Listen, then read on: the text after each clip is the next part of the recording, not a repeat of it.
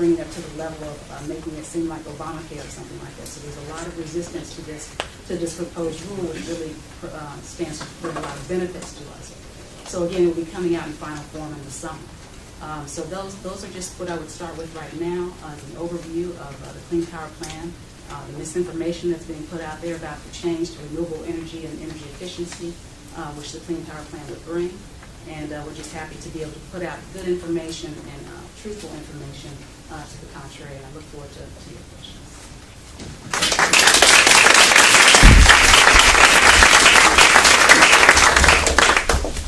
Thanks, Martina. Next we're going to hear from Adrian Burke from Hampton Roads. Yeah. Hampton Roads.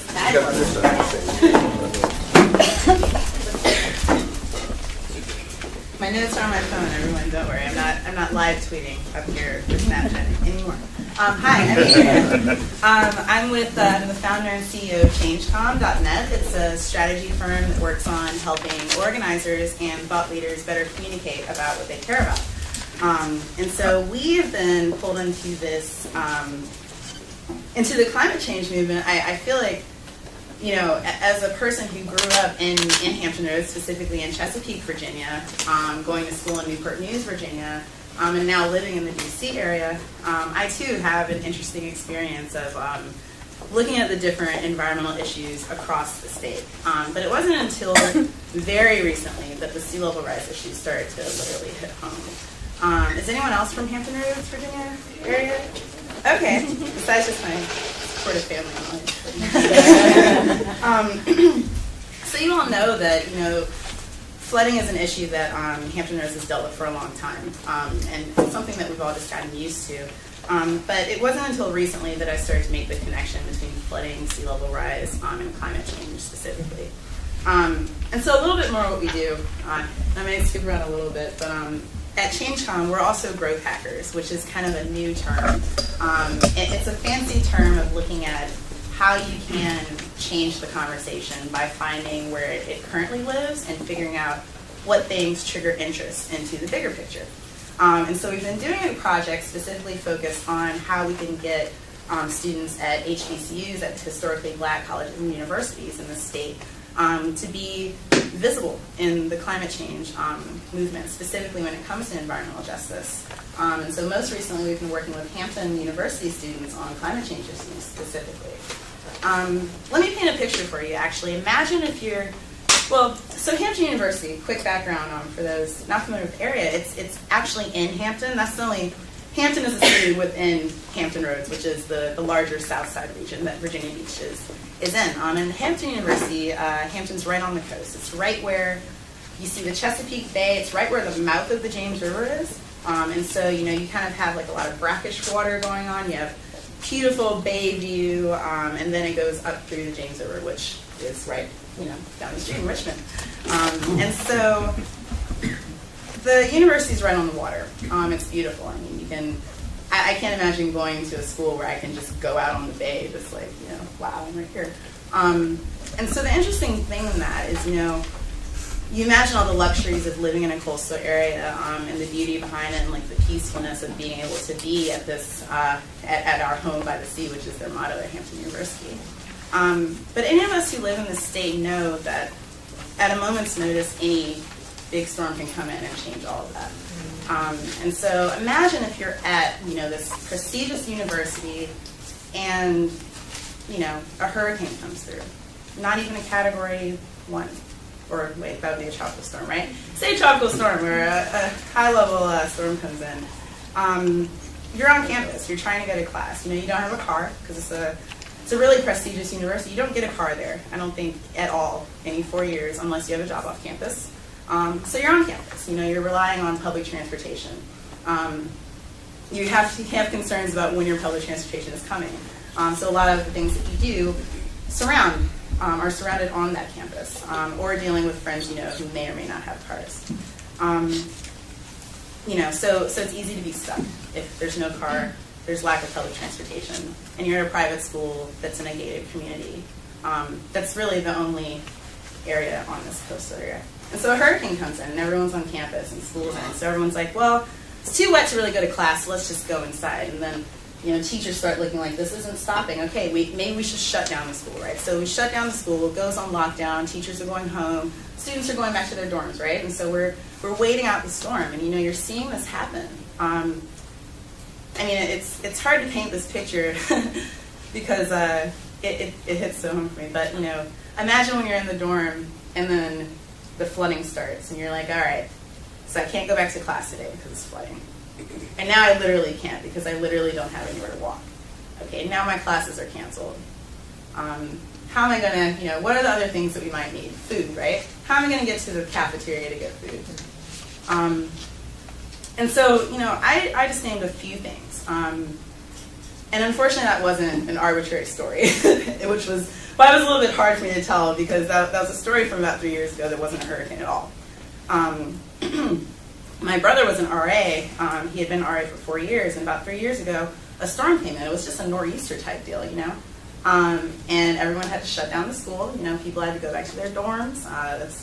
Teachers started going home. They started shutting down the campus, and this problem arose. It was actually unsafe for people to be moving around the campus because who knew what was under the water. And so they actually had to put the students on lockdown. Everyone had to be in the dorms. They had to sandpaper up the doors. They had to carry lunches to all the students by boat to every classroom. And so I'm telling the story to say that, this seems like a big issue. Why didn't we hear about this, is someone asking, right? That's when environmental justice comes in. Because these are the stories that happen constantly to underserved communities, to overlooked communities, especially communities that are poor, that are with Black people, and other communities of color around this area. And so that's a story that, those are the types of things that my firm looks at as why do conversations like that not get picked up, and what can we do to make more of a connection and draw a bigger picture to it. And so the good news in that's interesting is that the work we've been doing is going to Hampton and trying to understand, where the students are coming from. You'll be happy to know that they have a robust marine science department. There's someone, go ahead. We should talk after, actually. So. But they have a great marine science department, graduated on a PhD, the first PhD in marine science from out of school, who worked completely on sea level rise issues. They also have a climate change group. They have environmental science courses. The professors are well aware. They're actually measuring the different air pressure makeup through a laser from NASA. So all of these things are there. But the biggest thing is that when you have a justice issue, it's very hard to make the connections, because can you imagine being a student having to deal with something like that? And it's not even a hurricane. That was just a nor'easter that wasn't predicted to have that much rain. And that's when, justice makes it so that your decisions don't give you the time to say, oh, wait, is this climate change, global warming, bigger picture? How did the coal mines lead to this happening in my community? We have to make that connection. And it's really up to us to, help listen to these environmental justice stories and really, be an ear for these students and really help them make the connections that are going to make a difference in the big picture. And so that's the story. It's good to look forward to talking with everyone.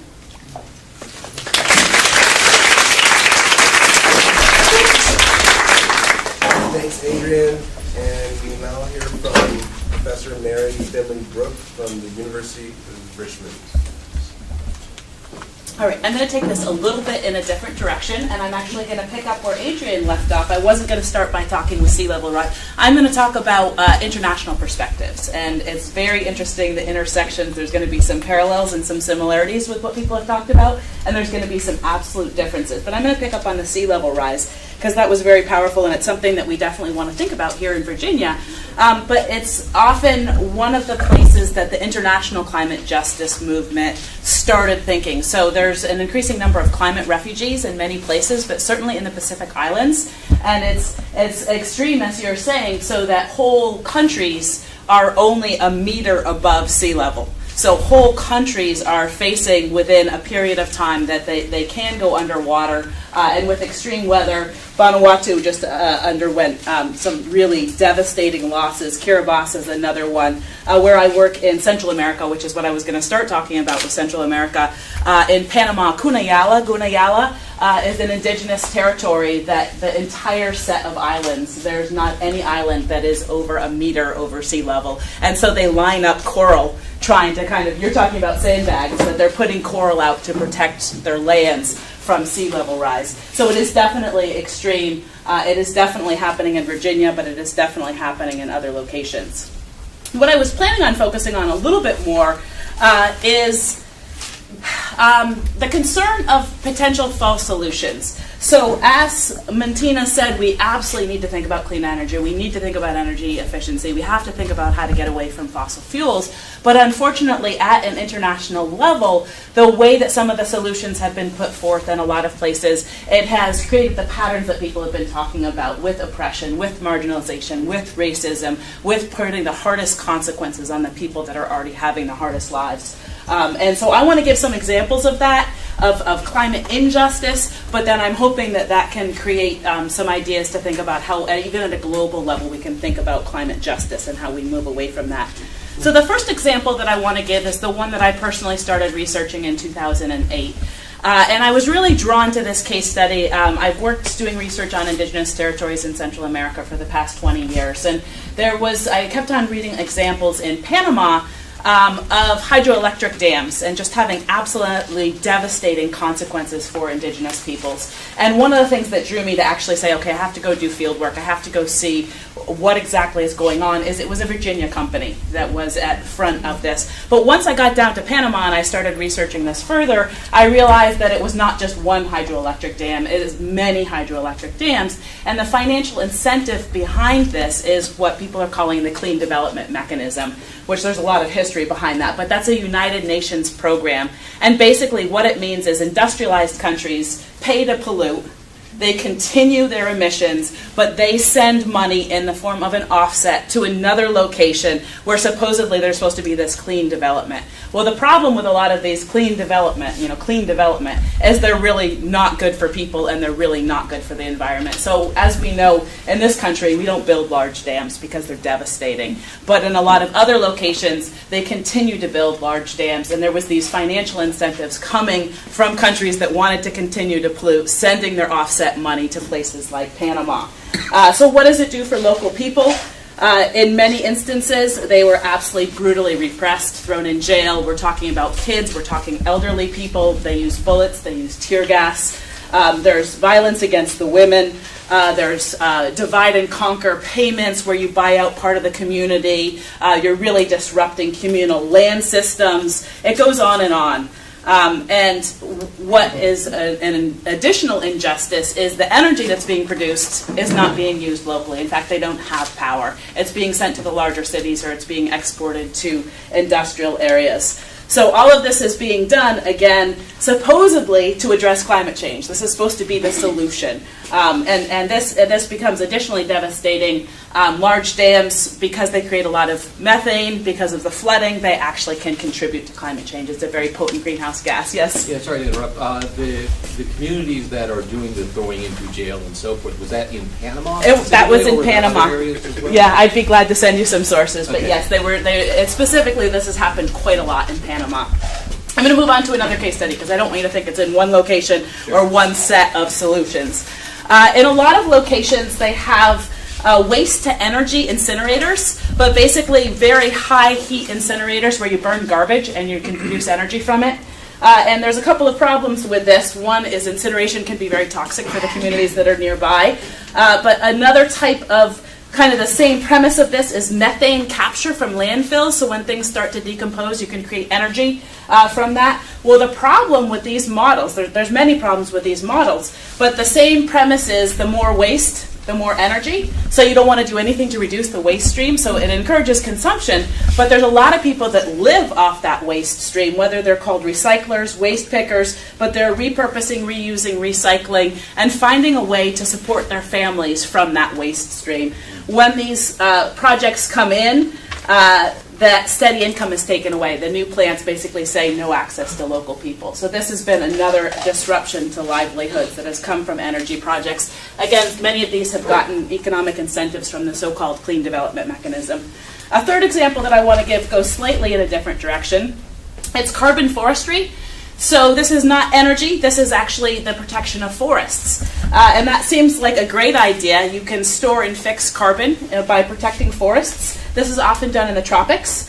But it's the same type of offset